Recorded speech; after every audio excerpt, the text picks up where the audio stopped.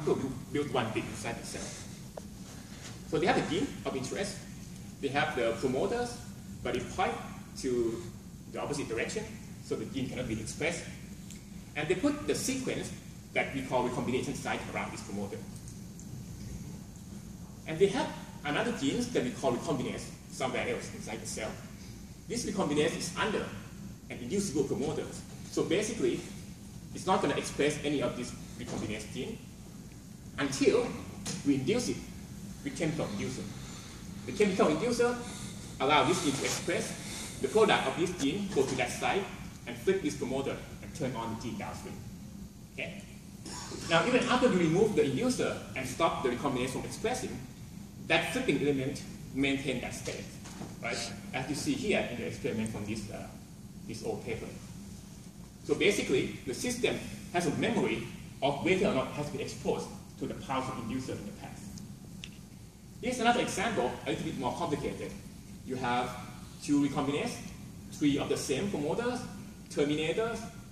It looks kind of complicated, but actually, it's nothing more than two of a similar flipping modules connect together. And this function like a counter in the sense that each input pulse is going to activate the successive flipping of these modules. As you see here in the experiment, the first pulse, nothing happened at the output level, the second pulse, and then after the third pulse, you get the output coming out. So that works. But the problem with this system is that it's very sensitive to the input pulse width. For example, here, if you look here, the operable range with respect to pulse width is really narrow. What happens is that if you look closely, there's no way to prevent overcounting. If the input pulse is really long, if the input pulse is really short, you can never flip anything. But if it is too long, then there's no way to prevent multiple flippings in one input. Another problem with the system is that it's counted as a thermometer code. So basically, if you have n bits, you can go up to just up to the end state, right? Now, another way of doing counting is to do combinatorial counting. So why is it important? Imagine we try to going up to hundreds of states. If you use this way of counting, you need to put hundreds of components into the cell. It's a lot, right? But if you do combinatorial countings, you can go up to 2 to the n state using n bits. So that's better. Now, if you look up in electronic textbook, for example, how to build the counter, they can be count in combinatorial and also insensitive to the failure of a long input pulse. You might see something like this. Super complicated with all the Y's and connectivities. But I want to point something else. So what you need is basically a unit memory. What you see in those boxes represent a unit memory that can be write and rewrite. Remember that the counter in this type, the bit needs to be flipped back and forth between two states. Right? So you need that kind of bits. And also, you need some way to connect them together into this complex system. Now, how do you do that, given those like biological components you have? One thing that we learned is that for some of the virus, it's capable of inserting DNA into a bacterial DNA. This process happens between two specific sites that we call ACD and the ACP site, and mediated by the enzyme that called integrase. So when this happens,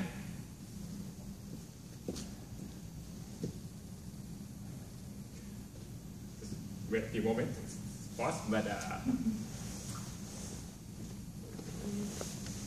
so when this happens, basically,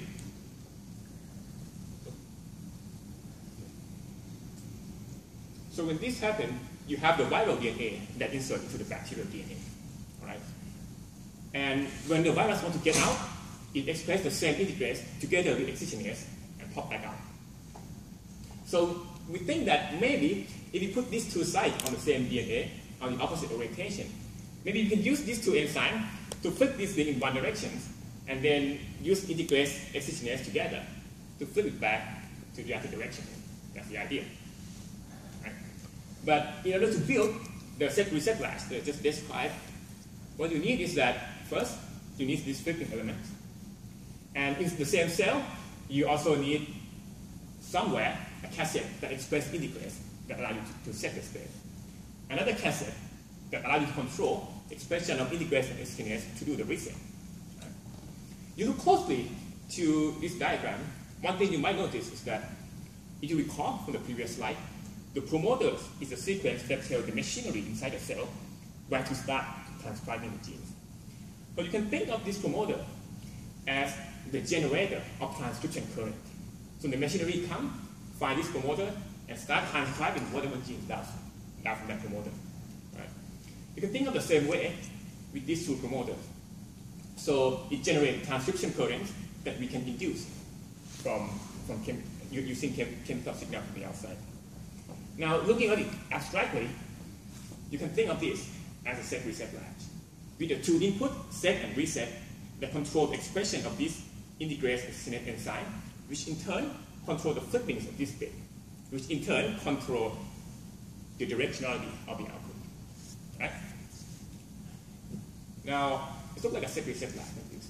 And we show using mass action kinetic simulation with the known parameter range, within the known parameter range of this enzyme, that this could be possible. So what you see here on the top, for example, the system starts when the promoter points to this direction, so you have high Q prime and low Q. The input set hit, integrase coming up, and you flip, so that you have Q up and Q prime low, right? And when the reset pulse hit, you go back to the original state again. Another nice thing about this system is that now you note that the inputs and the output that come in and out of this system are what we call the common signal carrier.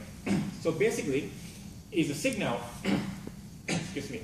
So basically, it's the same types of molecules that going in and out, the same flow of transcription machinery that drive the input and drive the output. So it should be possible to use the output from one unit to drive the input of the other unit. Now you can go back to this messy diagram and hope for building something a little more complex. This is what we call the Toggle flip-flop. So the abstract diagram and the genetically outwardly messy here, but just to highlight, it's nothing more than these two reset latch that nest together. And also if you look here, this one and this another latch. And the output from one drive input of the other one. You also need these two other genes that control the activities of these promoters, which implement these gates. Right? And again, you can have the transcription current that drives these two things, and the output transcription current that drives this other thing on the other side. And again, you can show with the simulation that this could work. So the yellow pulse, the yellow bands is the input pulse.